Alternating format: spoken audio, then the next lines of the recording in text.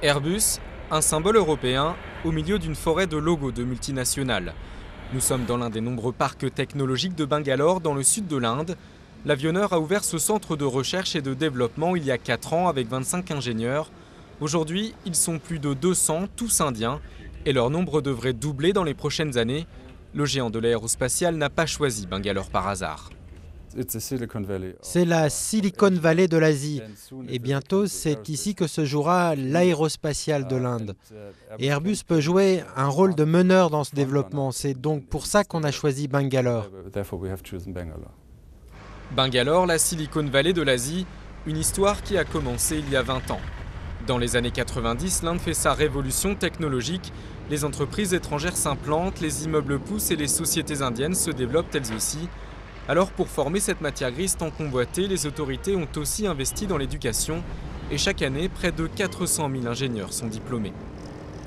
L'Institut des sciences de Bangalore est l'un des établissements les plus prestigieux du pays.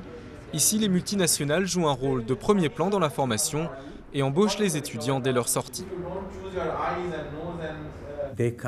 Elles viennent ici et travaillent avec nous. Elles ont un programme de recherche spécifique, des questions sur lesquelles nous travaillons et nous nous chargeons d'y répondre.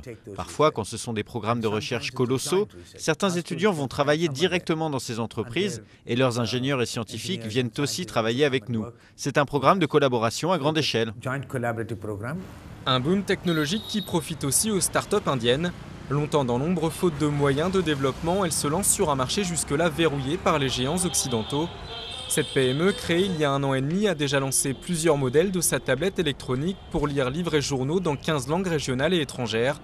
Un produit ambitieux qui concurrence directement une grande marque américaine. Le scénario change. Après avoir été un centre de ressources locales à bas prix, on est en train de devenir une superpuissance technologique. Je ne fais plus vraiment la distinction entre un marché indien et un marché occidental. L'Inde, petit poussé longtemps sous-traitant de grandes marques, prend aujourd'hui sa revanche technologique. Avec un marché d'1,2 milliard d'habitants, le potentiel est titanesque.